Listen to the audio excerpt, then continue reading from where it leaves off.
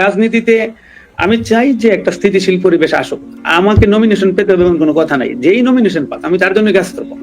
আমি আমার নেতা কর্মীদেরকে আমি সবসময় বলি যে দেখো, আমরা কাজ করতেছি কিসের জন্য? বাংলাদেশ জাতীয়তাবাদী দলকে ক্ষমতায় আনার জন্য। কেন?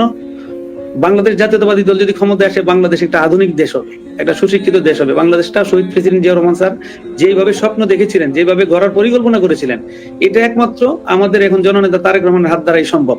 উনি কেবল এটাকে ওনার যে কাজগুলো, উনি যে স্বপ্নগুলো দেখে গেছেন শহীদ প্রেসিডেন্ট জিয়াউর রহমান স্যার, এগুলো উনি বাস্তবায়ন করতে পারবেন। জনাব তারেক রহমান এগুলো বাস্তবায়ন করতে পারবেন। সুতরাং যাকেই উনি মনোনয়ন দিবে, আমরা তার হয়ে কাজ করবো। নিজেরা কোনো বিভেদ করবো না, ঐক্যবদ্ধ থাকো।